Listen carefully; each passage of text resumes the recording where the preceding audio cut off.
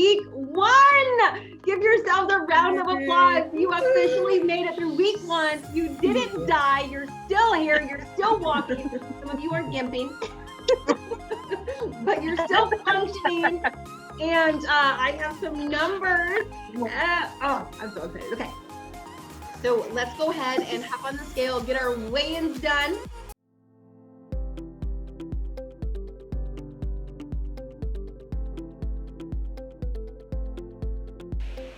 Kia Uribe, 309.2. Chandra.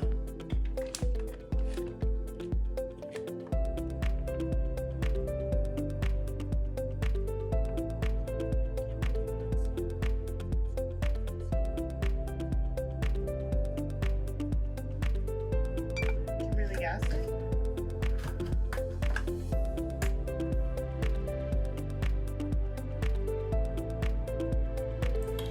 Shelley, 234.2.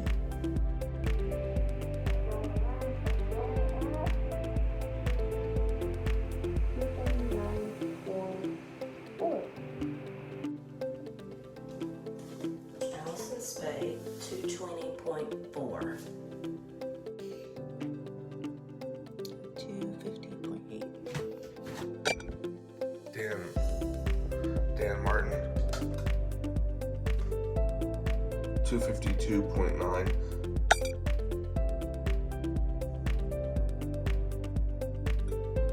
Tammy, 272.8.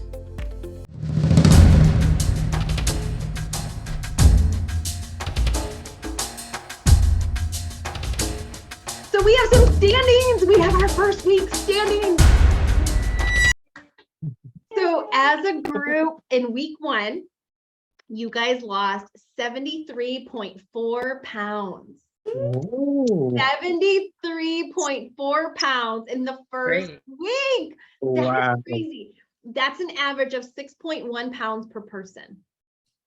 If we averaged it out, that is the average. And here's the crazy part. Were you working out all day, spending the whole day in the gym? No. Were you starving yourself? No. Some of you are like, gosh, no. I know those little containers are deceiving, aren't they? You get them and you're like, this is not going to fill me up. And then you start eating out of them and you're like, oh my gosh, where am I going to put this last green? 100%. So let's go ahead and get into our standings.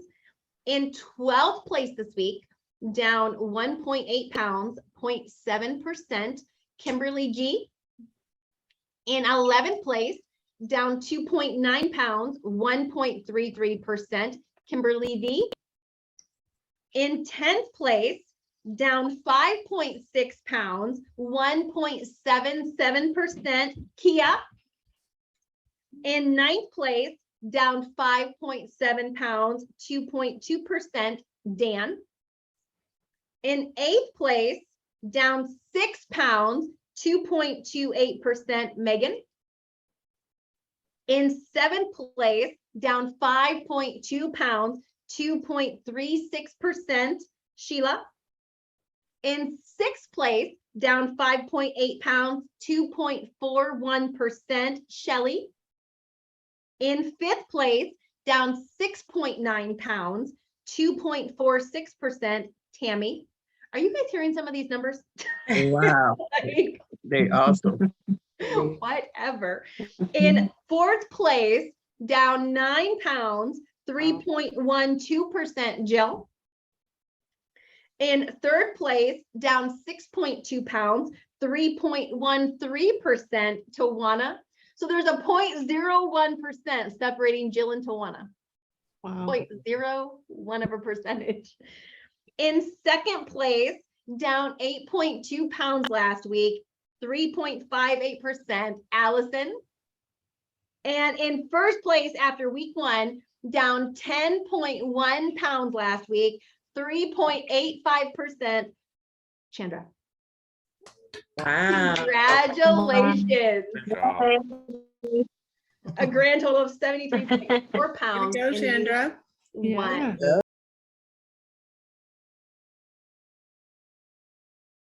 So what I want to talk to you guys about tonight is probably, gosh, one of the key pillars that is going to help you succeed inside of this program. And it is your vision for your health. And up until, I don't know, a couple weeks ago, and maybe even up until right now, this moment, most of you, if I would have said, what's your vision for your health? Most people don't have one, is the truth. Most people don't have a vision for their health. Most people go on several diets a year, but they don't have a vision for your health. And a vision, okay, obviously in the Bible it says a man without a vision will perish. If you don't know what perish means, it means like not here any longer, right? And so, and that might not mean physically die, but what it can mean is you will die to yourself. You will die to your calling. You will die to your goals. You will walk around being a shell of who you were meant to be. How many of you would say right now, the way life currently is, you know there's more to life than what you're currently living? How many of you would say that?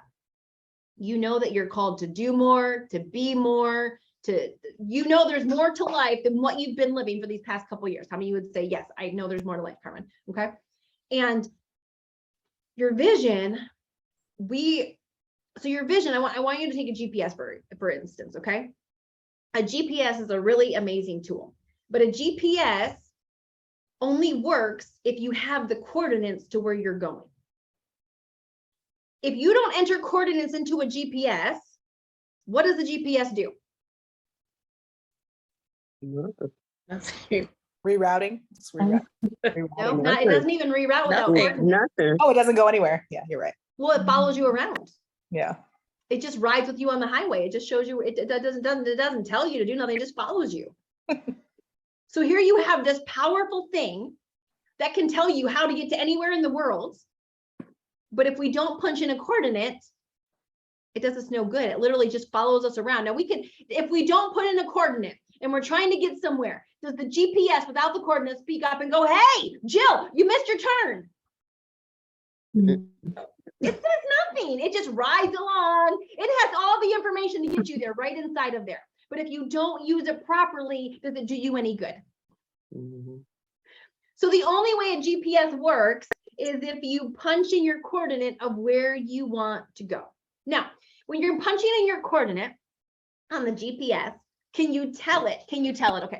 Okay, GPS, I think I want to go somewhere between, Atlanta and like, I don't know, Louisiana, like somewhere in the middle. No. You can't? Yes, you can. Got to be specific. Can you say, hey, I want to go somewhere on Cooper Street? No. The GPS only works if you punch in the exact address of where you want to go. And if you punch in the exact address, it's going to take you right to that destination. Okay. And it's going to tell you turn by turn how to get there. So your vision works oftentimes the same way. Most of the time we struggle to get where we're going because we're not specific. We don't have coordinates of where we're going. The truth is most people put more planning into their wedding, into their vacation, into their Super Bowl party than they ever put into their health. If I said, hey, where do you want to be 1 year from now? What size jeans do you want to wear? For those of you that are married, what kind of lingerie do you want to wear? Dan, what kind of Speedo do you want to walk around in on the beach? Or, they make men's banana hammocks. Jerry, he says he just wants to walk around naked. So there's that too. Jerry from season 5. So anyway, my point is most people put no planning into their health. None. They don't have a vision for their health at all. And what I will tell you is the biggest reason why most of you have been failing for years at losing weight and achieving your health goal is because you don't have a vision. That is the biggest reason why you have failed. Because when you don't have a vision, any obstacle will delay you. Any shiny object syndrome, like a birthday party, a wedding, will delay you. Anything can get you off track when you don't have a vision.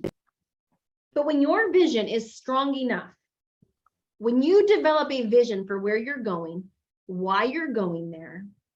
There is absolutely nothing, no thing, no food, no person that can derail you. There is nothing that can stop you when you have a vision that's big enough. Something might delay you, but nothing will stop you.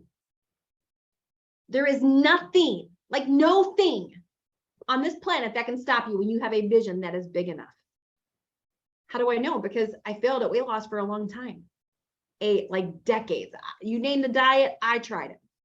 And I had learned about vision through business, and I had applied vision to so many different things in my life. I had not applied it to my health. And part of the reason why, because see, when you have a vision, nothing becomes dynamic until it becomes specific, like specifics, right? Like a specific address, 129 Cooper Street, Atlanta, Georgia, 3004, whatever. An exact address. When you punch an exact address into the GPS, it can give you the exact coordinates on to get there. But the fuzzier you are, and does anyone know why anybody would try to be fuzzy with their goals? Fuzzy, loosey-goosey with where they want to go with their health. I want to be somewhere between an 8 and a 12. Fear of failure. Here. Bingo, 100%. nailed it. Fear of failure. When you don't commit to an exact thing, You can't be disappointed. when you haven't said, I'm going to do this. Here's what I'm going to weigh. Here's the size I'm going to be in. See, that takes faith. That takes faith. If I told you guys all right now, okay, listen, we're going to pause. Don't worry, I'm not telling you to do this. But if I told you, I want you to pause. I want you to get out your cell phone. And I want you to go live on Fbook right now. And I want you to tell everybody on your Facebook page what you're doing. And in 1 year, what you will weigh. Tell them what your vision for your health is. What you're going to weigh, what stores you're going to shop in, what kind of things, activities you're going to go do. If we had to do that right now, what's going on inside of you? Even thinking about it. I think also past failures. That's what comes up for me. You know, like, oh, well, I did it before and look where I'm at now. So. Which is rooted in what, Kimberly? Fear. You're so cute. Fear. Right answer. Yes. It's rooted in fear of what they will think Yeah. if you don't do it. Yeah. Okay. And can fear and faith exist simultaneously? No.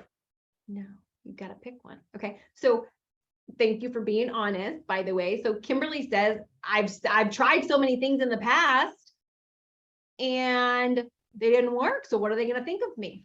Okay. What else is going off inside of you when I say, okay, go live right now, go get on your Facebook page and go live and tell everybody what you're doing? What's a realistic goal? Okay. What's a realistic goal? Yeah. What will people say? Goes out of my mind. That's a huge one. That's a big one. Most people never make a move because they're afraid of what people will think about them. Most people never take action on their dreams, their goals. They never talk about it because they are afraid of what other people think. First off, what other people, we talked about this last week, what other people think about you is none of your business. Yeah. It really isn't. And you cannot please everybody else and yourself. You can't. You got to pick one. Are you either going to live for you or are you going to live for them? It's one or the other. How many of you guys have desires, dreams, goals, visions inside of you that are there and that have been there for a while? Anybody? Okay. And how many of you guys have some inside of you that you've never told anybody else before? Like they're so big, they're so scary that you're like, I'm not even going to say that. For me, one of mine was wearing a bikini. I was morbidly obese, 288 pounds. I could not even imagine what wearing a bikini looked like. I wanted to really bad, like really bad. I wanted to be me and my husband, and I wanted to be like strutting down the beach as a blonde. I was a blonde for a long time until the hairdresser fried my hair off, and this is my natural color now. But anyway, that was my vision, right? My vision was to be this blonde on a beach and like get to the beach and actually take my cover up off and, just walk confidently down the beach. That was my vision. And so your vision doesn't have to be noble. Your vision just has to motivate you. When you go fishing, what do you put on the hook? How do you determine what you put on the hook? Depending what What you fishing for? What you're fishing for. Now, Dan, what's your favorite food? I honestly, probably nachos. Okay. So Dan, we're gonna go fishing, okay? Do you like to fish? Okay, I'm same way, but we're gonna pretend like we like it, okay? You got it. So we're going fishing. Dan likes nachos. So Dan, should we put some nachos on the hook to catch some fish? Oh, there wouldn't be in there. They've been gone. I didn't make it off the boat yet. What if we, because I love nachos too. Yeah. What if we order some extra nachos and we put some nachos on the hook to reach them? We both love nachos. We're going fishing. Imagine the fish we're gonna catch with nachos. Yeah. None. None. How many fish are we? We're gonna catch some Mexican fish. We're gonna catch no fish. Why? Because if we put on the hook what we like, then we gotta put on the hook what the fish likes. And so I say all that to say, listen, so often there's people running around thinking that their goal, their vision for their health has to be noble. No, it doesn't. It just has to motivate you. It doesn't have to be Nobel Prize worthy. It just has to get you off the couch and motivate you to do the hard thing. But there's only one person on here that can create your vision for your life. And who is that? Self. Yeah. It's you. And is your vision going to look exactly like my vision? No. Is Megan's vision going to look like Carmen's vision? No. Is Allison's vision going to look like my vision? Mm-mm. Is Dan going to go spend $2,000 on lingerie?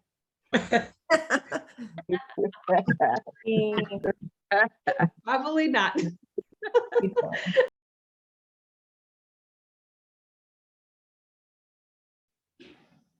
And so my question for you this week is, what was the hardest thing you dealt with in week 1 and how did you overcome it? Yeah, I'm just determined, and I'm like nothing, I didn't let anything stop me. It was challenging, especially going to the wedding and, being away from home and being all over the place. That was hard for me. But I just pushed through it. I'm determined. I don't know how else to explain it. So the wedding was hard and you just pushed, you were determined to not let anything stop you. Yeah. And I even had someone ask me, she's like, because it was a very fine wedding, and she's like, your table was called because we had to go table by table to go get our plates. And I was like, I know. And I didn't go. I just sat there. And there was this one lady that was sitting to the left of me, and she said something to me. She was a sweet little lady. She was, I think she told me she's 73. And she actually encouraged me because I told her I didn't have to. Why? And I did tell her. And she told me, she said, just imagine where you're going to be a year from now. So that encouraged me. Well, I traveled. So one thing I realized is that we, as a family, me as the mother, created snacking while we drive long trips. And so I had pre-planned my food. My coach was awesome at helping me what foods and how fast. And then I set a timer so that I could eat them every couple hours while we were driving the 12 hours. So that helped. But it was a huge realization at every gas station we stopped at. I was like, wow, I had created that habit. The other thing was my kids, when we got to where we were going, went to a couple of favorite restaurants that I may never go to again. Right. And I stayed in the car and I did work and I read, and they went in with their adult sibling. And ate, and I said, go enjoy it. And I'm going to enjoy getting this alone time and getting some work done so that when we come back together, I can be all present with you guys. So that's how I just kept my mindset. Like, I'm not missing out. I'm actually getting ahead so that when we're together. And then another aha moment I had, because I was really trying to stay in the mindset while I was away. The drive home, as I would ask for a container from my youngest, I was like, you know, I could be saying, it's this time I need my medication. But instead, I'm getting to say, hey, it's this time I need a container. So I was so grateful that at my age, I was asking for, you know, cucumbers for the 50th time, but not a medication. So that I was super excited for. I think the biggest hurdle for me this week was the Beachbody exercise. I felt extremely inadequate. I was like, oh my God, I'm never going to be able to do this. And then, so I tried one person. I was like, oh, I can't keep up. Then I went to another person and said, oh my gosh, can't get on the floor.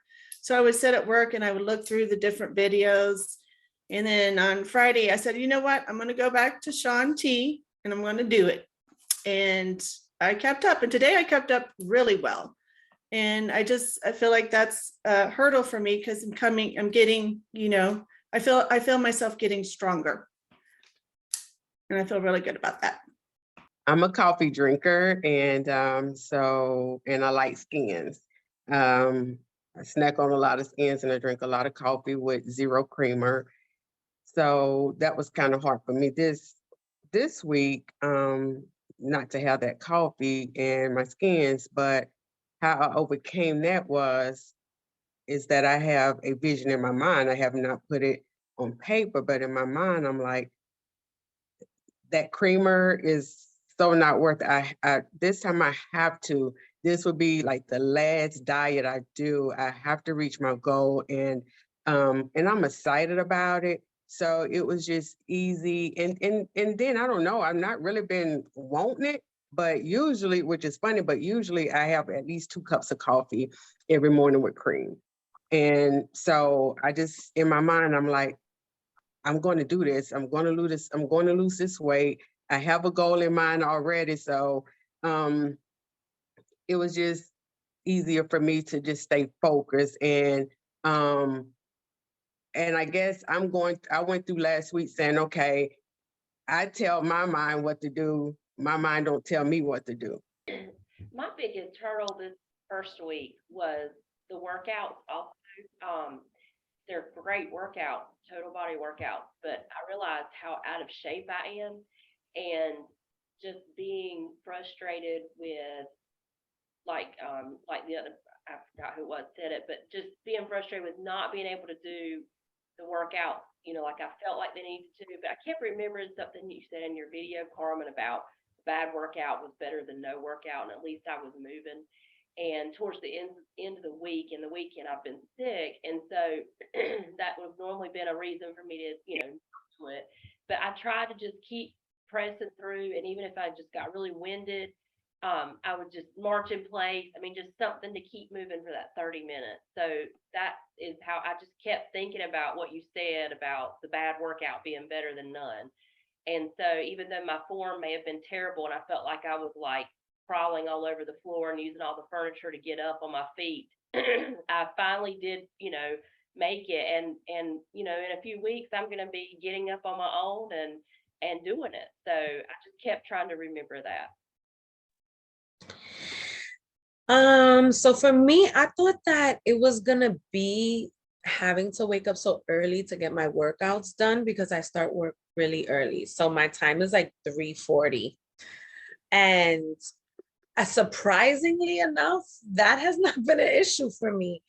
I found out that the issue for me is when I don't have the routine of like going to work and it's just a free day, like a Saturday where I could lounge around, or a Sunday when I have things to do like church and, you know, meet up with people.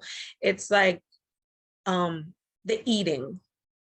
I do prepare and I do have my bag ready, but then sometimes, like on Saturday, I went to a barbecue and there was nowhere to heat my food up. And I was like, oh man, I should have brought like cold cuts or something.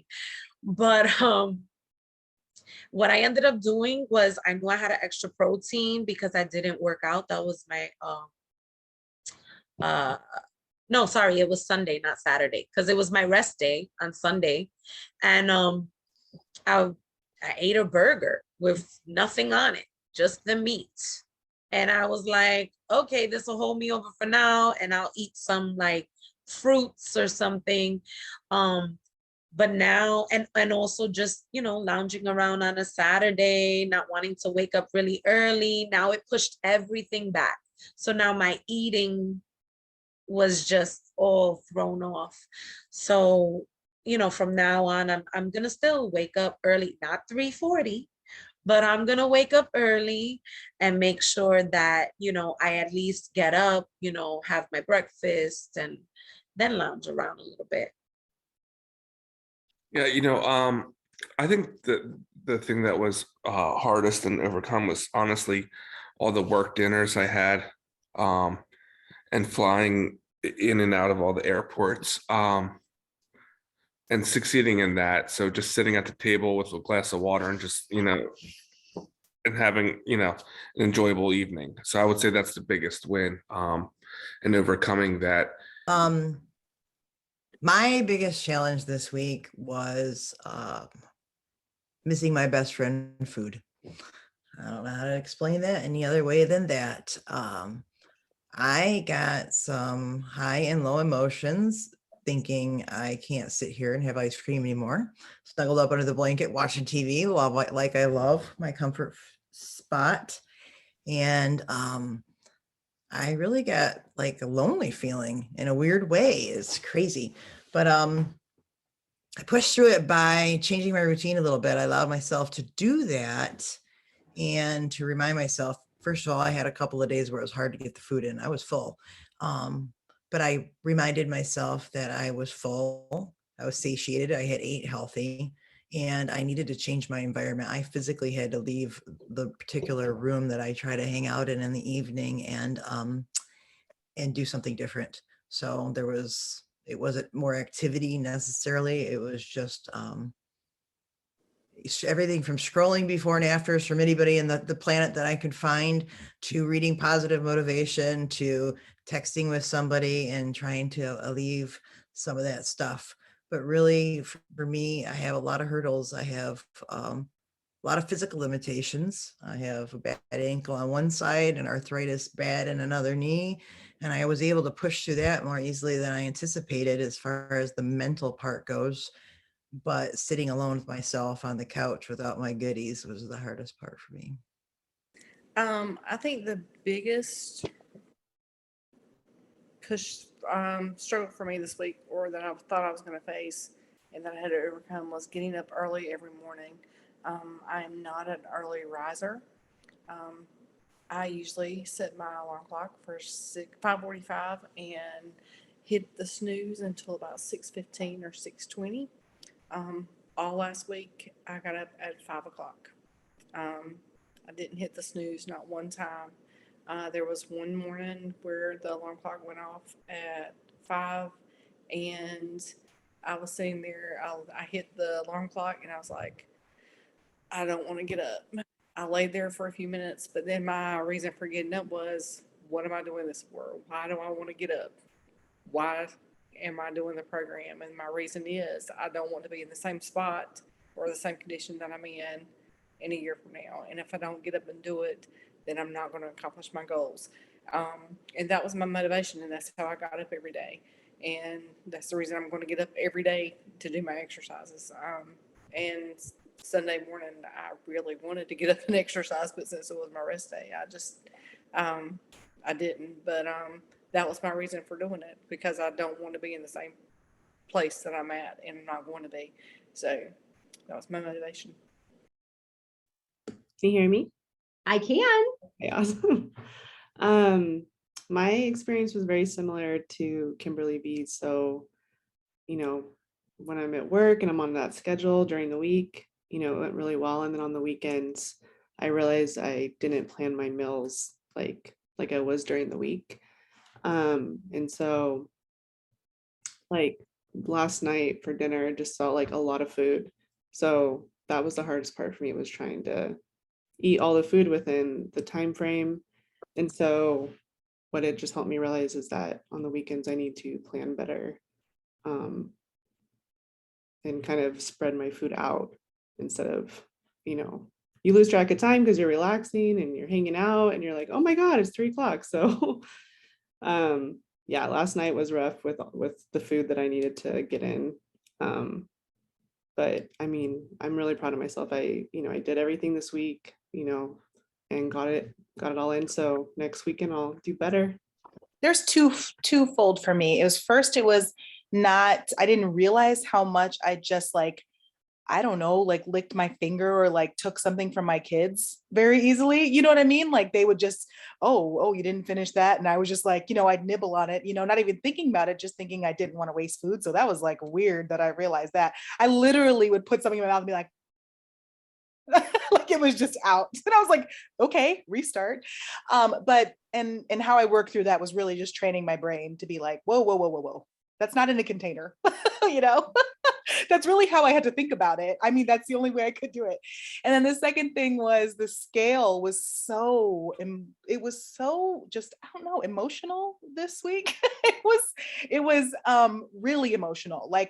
My poor husband, I've just been I did everything, I don't know. And, we've been talking a lot about honor at our church. And it was weird because I was walking one day, it was a really hard day. The scale went up almost close to what I started with. And I was just okay, can I just not? And the Lord was literally, you're honoring your body. You're honoring your body. You need to remember that you did what you were supposed to do. You have those things in place. You have honored your body. You walk with your head held high. And I'm telling you, I walked in that store and I was like, yeah, I honored my body, it was insane. And it was a confidence that the scale did not match. And that's not normal for me. So I was normally I have to fit in something I haven't fit in, or no, I was no, it feels good. It feels good to treat my body good, and I knew I had done what I was supposed to do. I knew I had pushed myself at workouts. And that's when he was just you honored it. So just leave the number at the door. You did what you were supposed to do. And even honestly, to be really honest, when we read the rankings and the weight, I started to think a little bit more that way, oh man, I just convinced myself I was going to be number 1. You know what I mean? I just convinced myself, I was up there I'm going to do it. And then I was number 8, but it's fine. But the Lord was you honored your body and you lost what you could lose and you did what you could do. And it's not about that. So it was, the Lord just has to be ding, ding, ding, training my brain to be this is what you're supposed to be doing and your body will do what it's supposed to do. And that's literally what me and my husband have been saying to me So that was the biggest thing for me, not depending on something else to make me feel honored, but my thought process of saying, you did it, so. By far, the hardest part of the week was being sick on Saturday. It came with all kinds of emotions because one, I never get sick ever. And I was violently ill. Saturday, I was playing with God. I was like, if I throw up one more time, just take me out. I'm done. Don't want to be here. If I throw up one more time, I'm out. Come on. And I kid you not, I didn't throw up again after that. I was like, seriously? If I just had to plead with you, we would have been done with this 12 hours ago. I should have done this from the start. But anyway, I was done. I was upset. One, I had to miss a work event all weekend. And then I felt like I was failing doing this. So it came with a bunch of emotions. But after talking to my mentors and kind of working through that mental block, I felt a whole lot better, especially today. One, I feel better physically, mentally, all the things. I'm prepared to check off all my boxes tonight. So yeah, that was definitely the biggest thing for me this week, was getting sick and just feeling like I've fallen behind and was failing. But yeah, just working through that mental block. All right. Good job. And, I'm really proud of you guys that, for some of you last week was amazing and there was nothing, you were just yes, I'm on top of the world. Hey, I'm on, this song. And then for others of you, it's we don't get to control when we feel like we got hit by the Mack truck or when the test comes. Make no mistake, it's going to come for all of us. At some point, every single one of us has an emotional week or an emotional moment. And it's never the moment, it's how we react and handle the moment. And do we push back and say no? Or do we allow ourselves to be overcome? Or do we overcome? It doesn't mean it's not hard. It doesn't mean it doesn't hurt. It doesn't mean it's not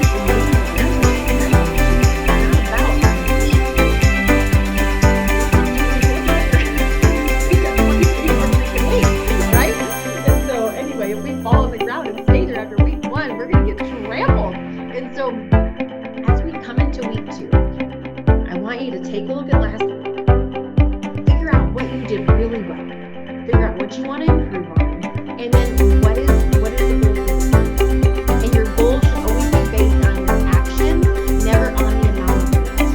Because you can't control it. My minimum weight goal was 2 pounds a week. As long as I lose 2 pounds a week, that's in the weight loss that is fast. Way faster than that. I lost my first 100 pounds in 202 days. But I focused on the activity. I focused on nailing the activity, checking off all the right boxes, not on the weight. Because if I knew if I did the right activity, the weight loss was going to come. This week, as you're going, every single decision you make, you need to run it by your goals. Does me eating this, does me doing this, does me thinking this line up with the person I'm becoming, or does it line up with the old me?